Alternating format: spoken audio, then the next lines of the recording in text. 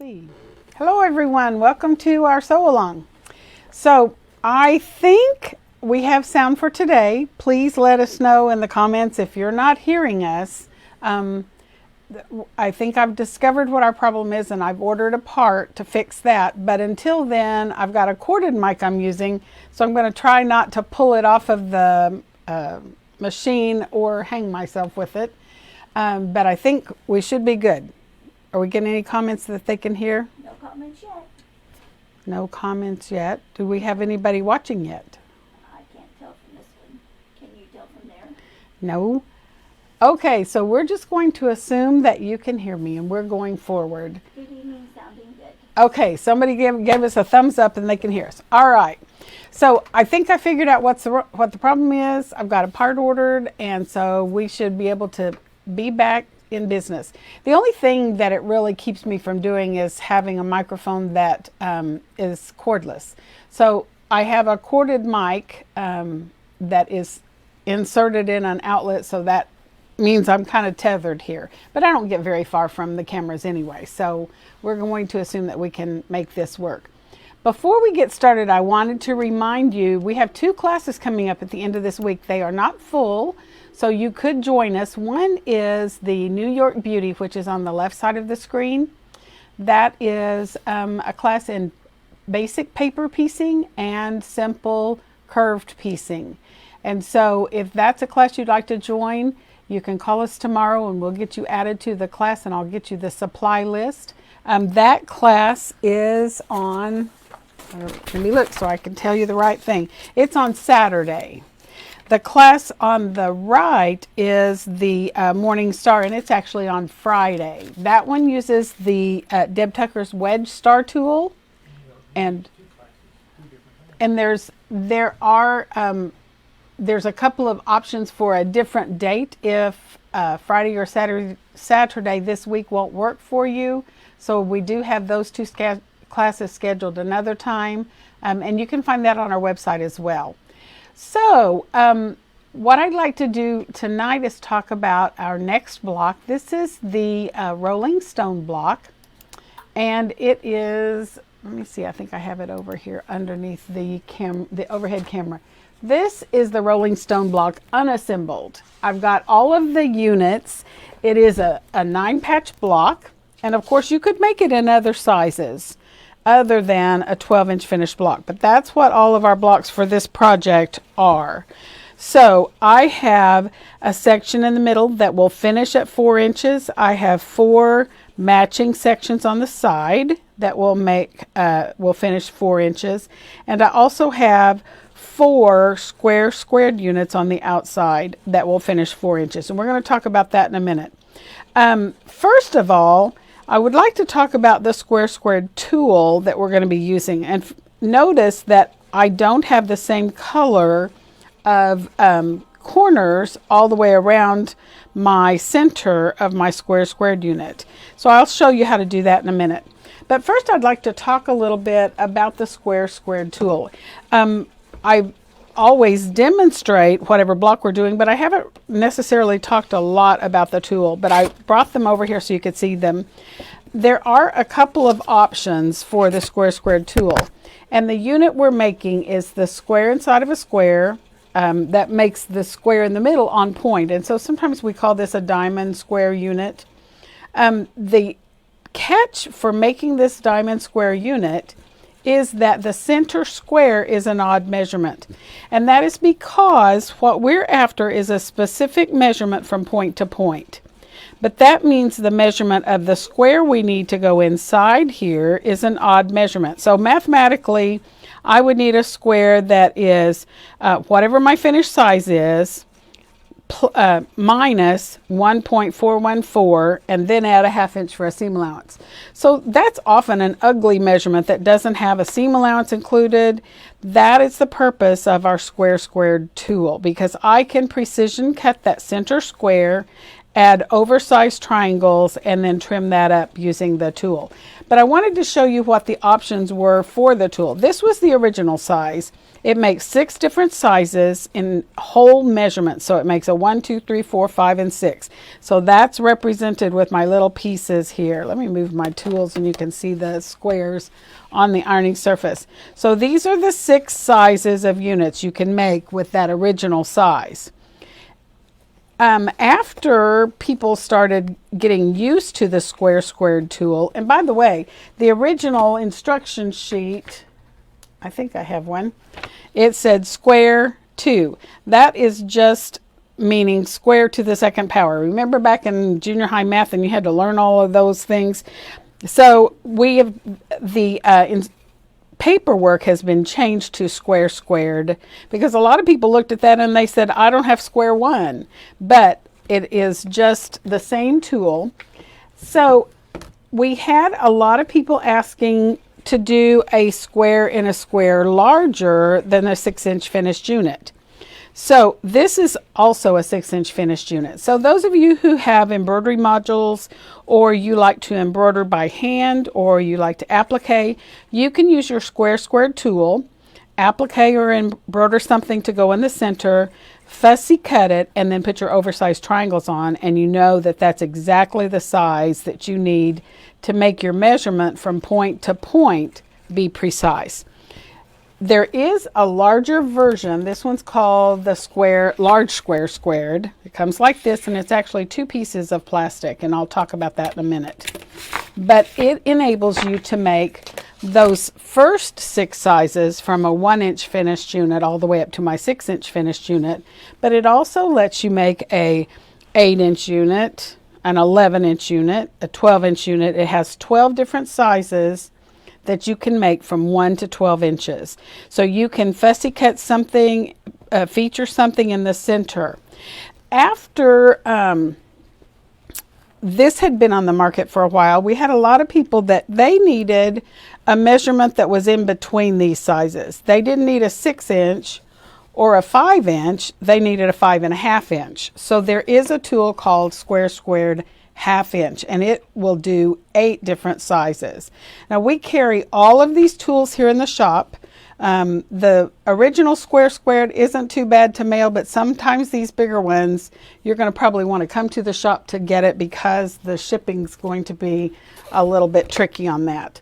But I did want to show you that after you get past just the basic use of the tool for making this square in a square, whether you're featuring something or you're just putting a specific fabric in the center, there are other things you can do with it. And some of you, if you've been watching, you've actually seen some of these other things you can make. So you can make a stacked square. This was the economy block, and we did an economizer quilt right before we started with our Blockbuster Bash. This is a single stack. You can do a double stack. You can even do a triple stack, and it's all doing the same process using the tools. Now the triple stack would have to have the large square squared. The double stack would have to, this size, I guess I should say that, these sizes would have to have the larger tool. This size could be done with the original size square squared. I can also make a snail's trail block, and the centers are different. This snail's trail block is done, this size is done with the large tool. You can even do a smaller version with the original size tool. So these are some other blocks you could do using the square squared tool. And there are patterns available. Some of them are ones that I've designed. Some of them are ones that Deb has designed that use those different tools. There's even a unit called a bird of paradise that can be done with the square squared tool. And I'm thinking, if I remember right, there is a bird of paradise technique sheet. Well, I know there's a technique sheet. Let me back up.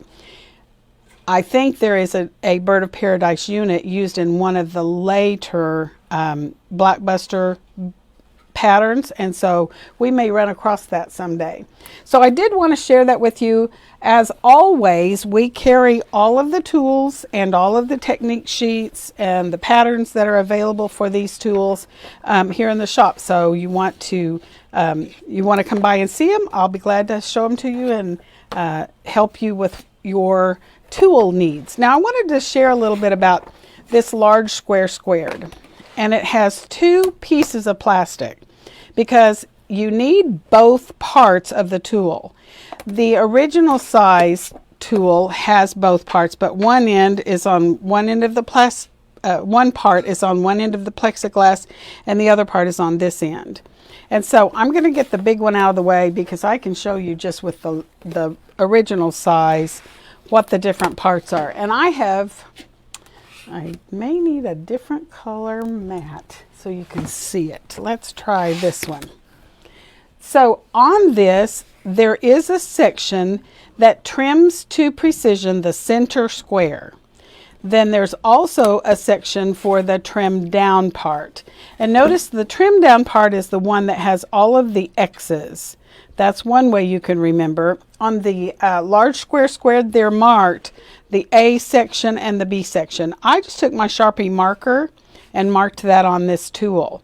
So when I'm making square squared units, that helps me know what I have to make for those units. So I also have a part on here that tells me what size squares I need for those triangles that go on the outside of my square. So we're going to start with the strips that I had that I'll have on your cutting guide for you. The one that we're going to start with is the dark blue, and that is the one that's going to end up being in the center. So on your instruction sheet, there actually is also on this tool a note on the tool that says if you need a center square for a 4-inch finished block, you start with a 3.5-inch strip. It says cut from a 3.5-inch strip. So that's the size strip I started with. I'm just going to open it up, and I think I'll cut from the back because I think you can see that a little better if I put it on this mat. So I can find that center for the 4-inch finished block right here. Now notice it's actually a little smaller than that 3.5-inch strip. That is on purpose because I can true up that whole strip. I can put the bottom part here. Let's cut this off straight, and that will help because it's got a little bit of a crook in the end of that strip. So now I have two square corners. I can put the lines that say center for 4-inch finished unit on the edges of my strip, and I can cut up and over, and that gives me the precise square I need that will go in the center of my block. I can also cut from the other side, by the way. All I'm doing is truing up that square. My strip that I cut is just a bit bigger than I need, so I can trim that to get the precise square I need. I also, if I'm cutting a bunch of these, I would probably not unfold my strip. I'm going to just cut off the end here and show you what that would look like. If you have several to cut, then you're going to just line up your lines on the edge, the bottom edge and the left edge if you're right-handed. Now if you're left-handed, you're just going to turn your strip vertical like this and place those same lines, and you're going to cut up the left side and across the top. I'm not going to try that. I'm just going to see if I can cut a little bit backwards and get that cut since I'd already moved the fabric. And now I have my 4 squares for the centers of my square and a square unit. Then on my tool, right on my tool, I've got the information I need that tells me if I'm making a 4-inch finished unit, I need a 3 1/4-inch square that I'm going to cut in half. And all that information is right at the edge of your tool, and it says size chart for triangles. And I have on my plate several pieces that I'm going to be using. I've got some cream colored squares. Your colors will very likely be different than mine, but I have 2 squares that are blue because I'm making 4 units, and I'm going to take some kind of a straight edge. I can use the square to do this and just cut corner to corner so I have some triangles. Now I also have 6 cream colored squares, and you can stack however many you are comfortable cutting, and you're just going to cut point to point on these squares. We're just going to cut across point to point. And by the way, Tony's here again monitoring, so if you have a question that you need answered, just put it in the comments and she will tell me and we'll get you answered. So I've got all of my triangles cut and all of my squares cut. The mistake that a lot of people make with the square squared is they forget to trim that center square down. There are some patterns that would tell you to cut a 3.5 inch square, and then it would be intended that you true up that 3.5 inch square to the precise size needed for the 4-inch finished unit. So you want to make sure you don't forget to trim that center square to the appropriate size. So I'm going to go over to the needle camera and we're going to stitch that so you can see what that looks like. Everybody still doing good? Everybody can still hear me? All right, so I have my squares. Let me back up just a little bit so you can see what I'm doing. And I'm going to take my triangle, and that's going to go on one side, and then I'm going to have 3 of my cream triangles that go on the other 3 sides. I just wanted you to see what that looks like because that's where I'm headed. Now the other thing that is, I think, a little unusual about the way you assemble the squared units using the Tucker trimmer or the squared tool, goodness, you're going to put the square on top and the triangle on bottom. So you're just going to flip your square over. You want the square to be next to your presser foot and the triangle to be next to your feed dogs. And you just want to center that on that. You're going to have an ear sticking off on both sides, which is fine. That's what you want. But because my square is cut to the precise size I need, I want to make sure that I'm stitching using an accurate 1/4 inch seam right along the edge of that square and not guiding from my triangle. My square is the one that's going to keep me situated. So I'm going to line that up. I'm going to stitch right along the edge.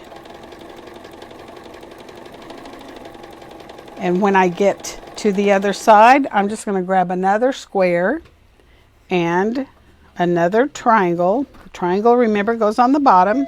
Squares go on top. And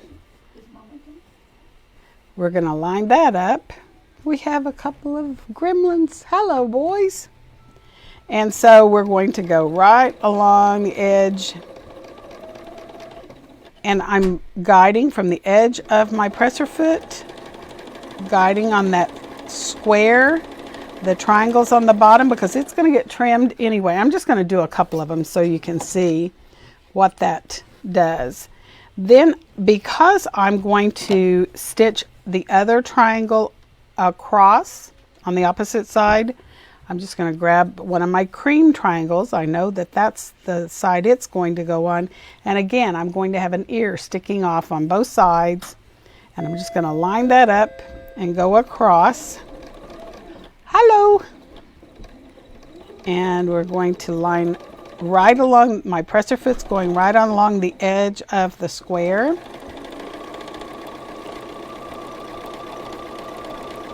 And assembly line style is going to be your most efficient way of stitching this. So I'm just going to grab another one and put that on here. Just center it.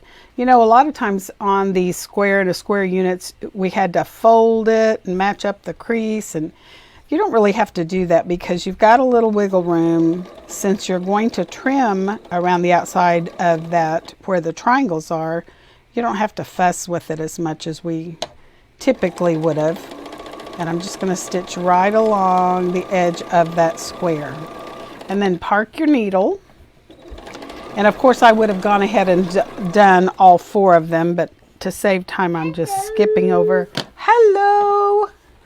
And so we're going to just give this a little finger press.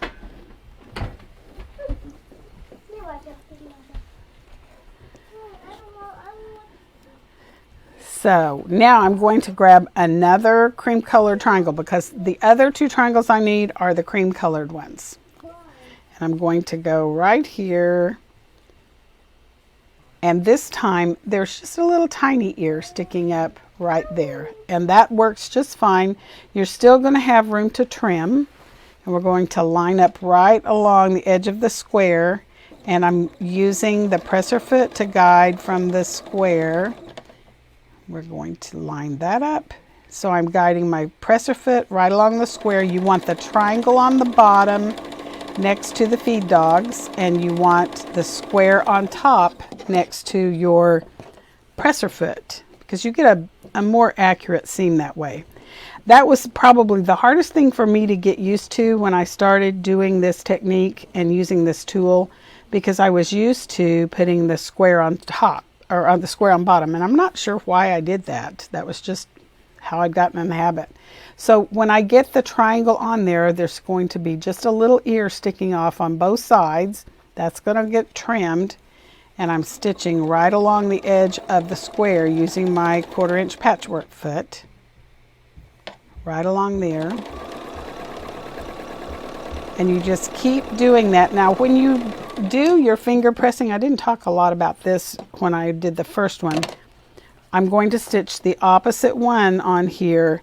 You want to make sure when you finger press this, you don't stretch on that seam when you finger press that.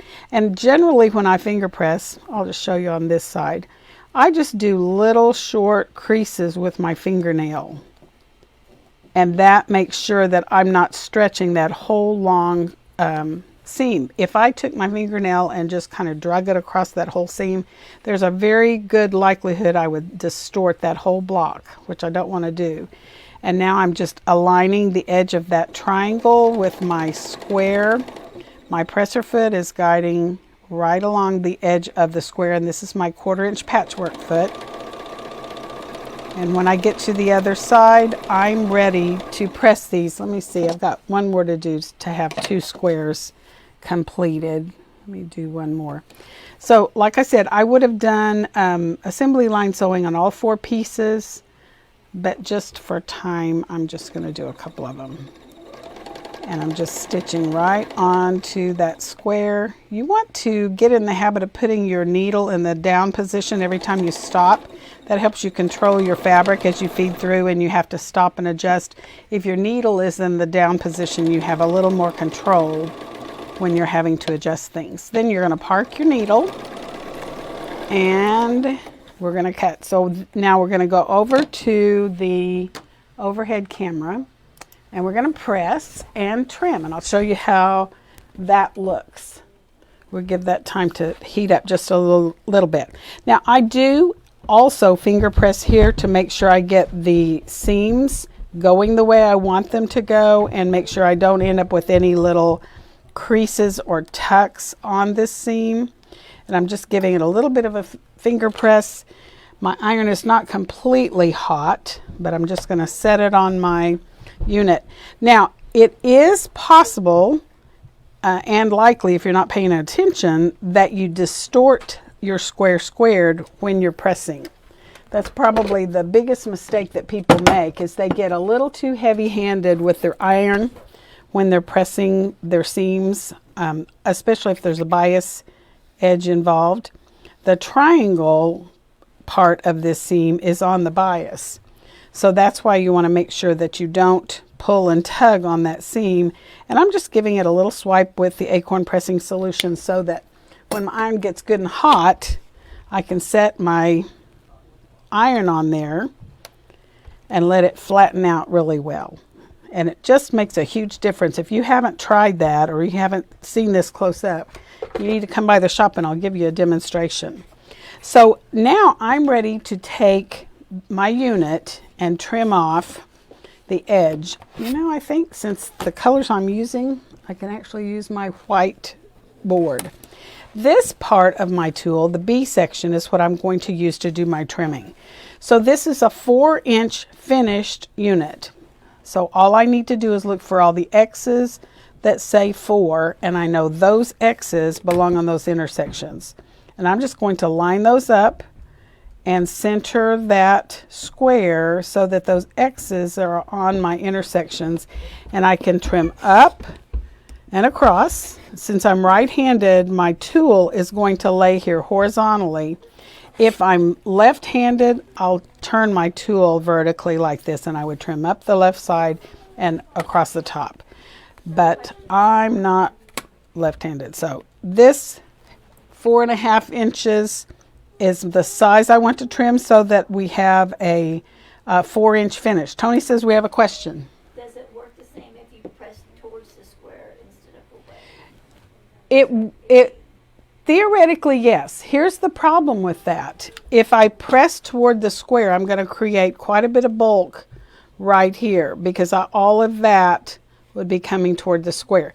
I would say try it with a piece of fabric just to see if it's still workable for you. I have never pressed it that way. There have been times if my colors were wildly contrasting different.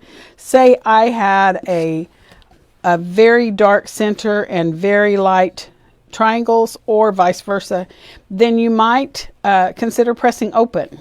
And occasionally I do, but not very often. So How about pressing open? yes, you could always press open. And that, when I first started quilting 30 some years ago, that just wasn't done. People didn't press open for quilting. It was, I think the quilt police had everybody scared to press open. But that's a fairly common thing that you see in quilting nowadays to reduce bulk. However, I'm going to tell you, I am a machine quilter, and my machine can go over these corners even when they're all pressed to one side. So I've never had an issue pressing to the side on a unit like this. Now there are some units, say I'm doing a Lemoyne Star or something like that that has 8 points coming together, then yes, I might have a problem pressing open or pressing to the side because I might have quite a bit of bulk. With this, it's not a problem. So that is the unit that you need for your corners of your, for the corners of your unit. And I have these trimmed and they'll fit right in for my rolling stone block. Now let's talk about these units on the sides that have the 4 patch in the center, and then there's just 2 little squares with a rectangle. They're so pale it's hard to see them. But I want to talk to you about how to go about getting those pieces. So I'm going to go back to the needle camera so you can see up close what I'm talking about. I could have cut, and on the instructions, I could have had you cut a bunch of squares of burgundy and a bunch of squares of blue, or whatever color you're using. There's a couple of reasons I didn't. For one thing, it's a little more efficient to do some strip piecing for several reasons. One is strip piecing is always a good idea if you can. I find I'm more accurate if I strip piece my 2 colors together, especially if I'm going to be making something that uses those same 2 colors over and over. Another reason is if you haven't done a strip piecing project, it's really good practice. It helps you sew evenly with a consistent seam allowance. And like I said, it's more efficient because it saves your thread. It's tidier. Your seams are generally tidier. So what I've done is on the cutting instructions, I've given you a couple of sizes or a size of strips to cut, a couple of colors, and you can put whatever color you want to there. And I'm just stitching using a 1/4 inch seam allowance. Now, I did not trim this down, so it's important that I am consistent with my strip piecing because it's not a trim down unit. That being said, there is a trim down tool called a 4-patch square up now that a lot of the Studio 180 design team uses. I did not use it on this. You could if you wanted to, but if you do, you're going to need to make sure these strips are a little wider. Excuse me. So I did not use the 4-patch square up.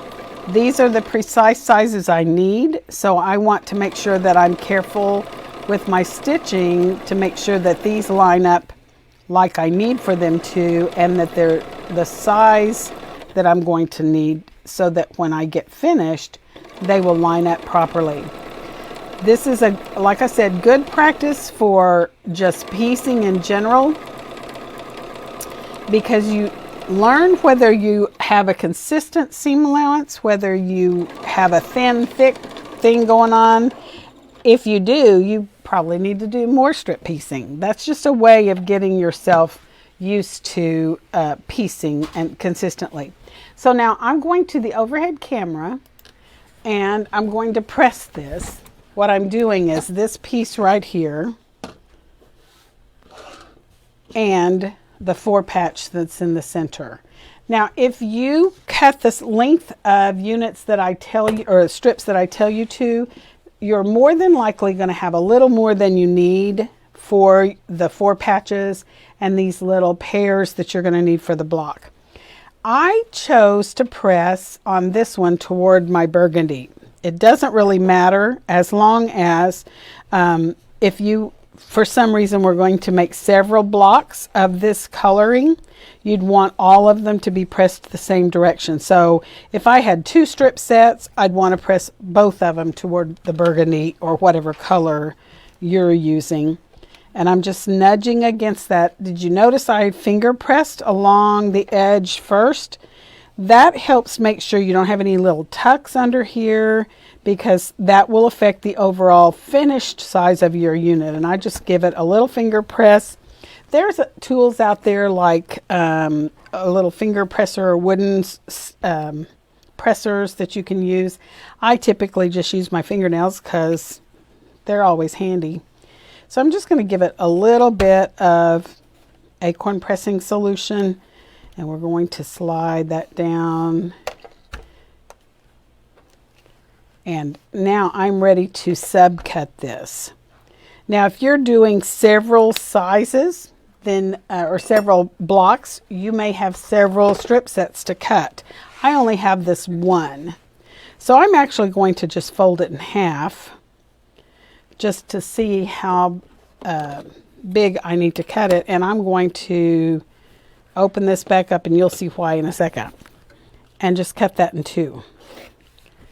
Now I'm going to buddy these 2 pieces up, and notice I flipped them so that the reds are opposite, the blues are opposite, and I can nest that whole long strip.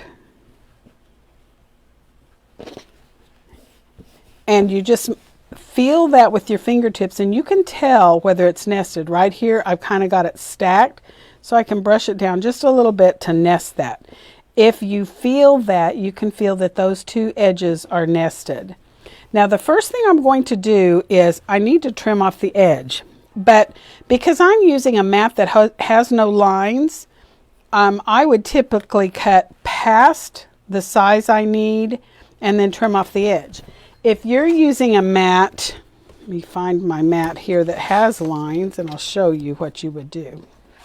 You would line up your strip set on a horizontal line on my mat so that I know that this strip set is straight. And then I would just use the ruler and the mat. I'm putting a mark of my ruler on a straight line of my mat so that I can cut, and now I know that I'm straight here. I cut off enough that I know I've got a straight edge here and a straight edge here, and this is a sharp 90-degree corner, which is what I want. Then whatever size this strip is, that's how wide I need to cut this. And so you should have cut 2.5-inch strips, so I need 2.5-inch segments. So I'm just going to slide over, put my 2.5-inch mark on my cut edge, and cut again. And then I can just go across my strip set, cut across, and do that until I have the required numbers of pairs for my block. Now, this particular block is going to need 6 pairs of our little 2.5-inch squares, and I'll show you why.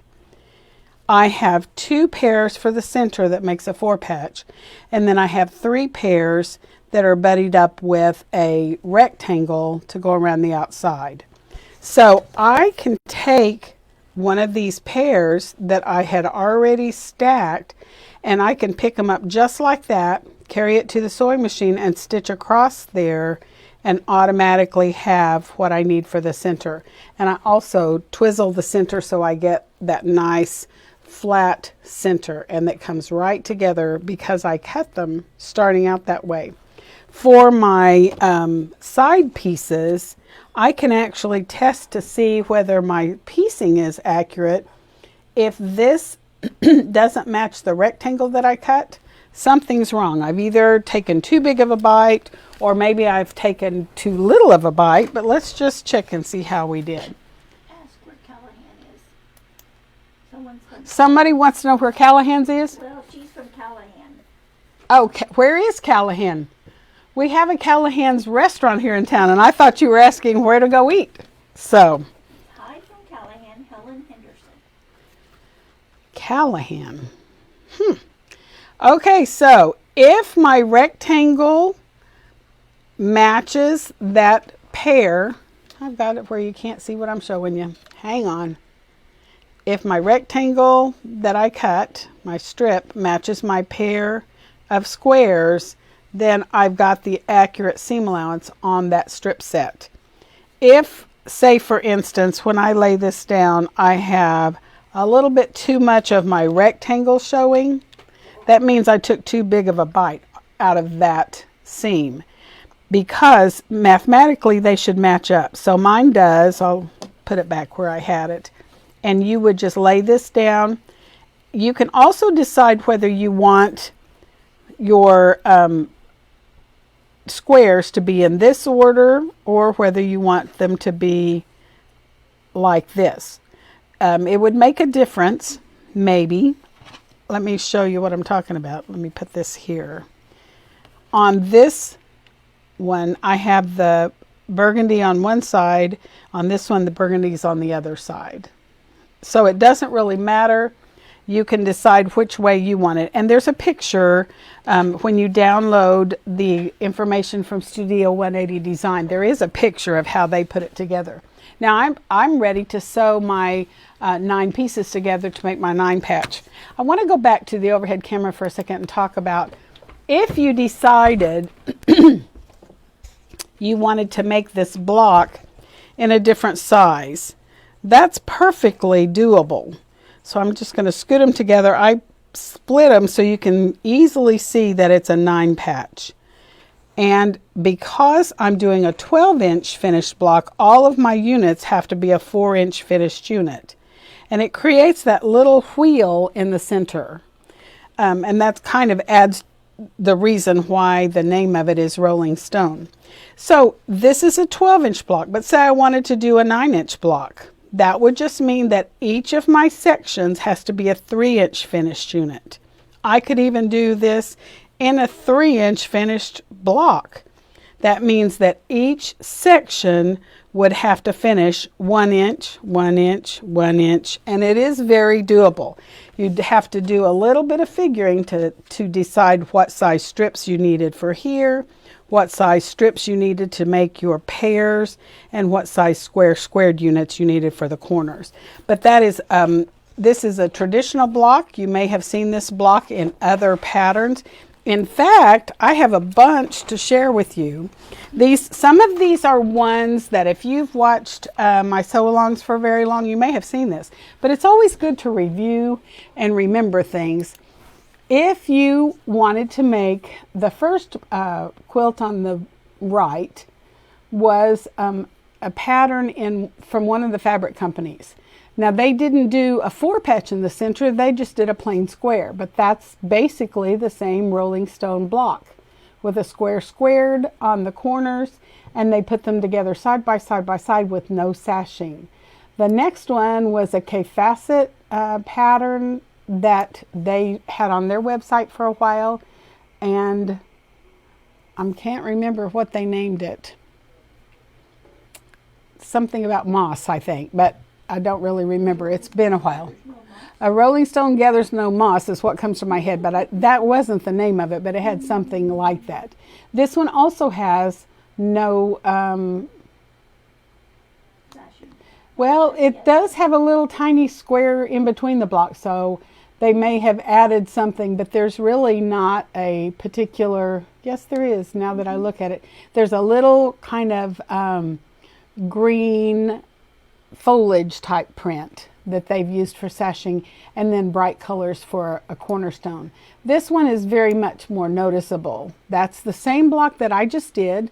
You could make it in any size you wanted as long as each of the 3 sections are the same size. So if you make a 9-inch block, they all have to be 3-inch sections. If you make a 6-inch block, they all have to be 2-inch sections. So you can do the math, and that is also why on the paperwork that you get downloaded from Studio 180, they give you different size options for how you can make that block in different sizes. That they don't give you your starting square size. What you download from me, that's going to give you your starting square and strip size for a 12-inch finished block. So this one does have a little bit of sashing. This is a Tula Pink version, and it has no sashing. So you can see all the different varieties of the Rolling Stone block. And this is if you are using EQ, any of the EQ versions, 6, 7, 8, whatever you happen to have. Rolling Stone block should probably be in there under traditional 9-patch blocks. And you could easily draft it out anyway. So that is the Rolling Stone block number 6 of our Blockbuster Bash using the squared tool. So I hope you'll try it, and challenge yourself with a little bit of your scrap fabric. Make it in a smaller size just to see how that works. So until next week, happy sewing. If you have questions, be sure and contact us. What I send via email to the people that are on our email list is a link to the file that has my cutting guide for 12-inch blocks, and also a link to the Studio 180 design list of the Rolling Stone number 6 Blockbusters block. And of course you can go from there to download any of the Blockbuster series patterns. We'll be working through them over the next few weeks and months, so you can download any of them you like. So any other questions? So where was Callahan's? Florida. Well, happy. I hope you're sunny. We're cool and rainy today, and we are so thrilled because we've been so dry. So we'll see you next week. Live at 5, we'll be doing number 7. And until then, happy sewing.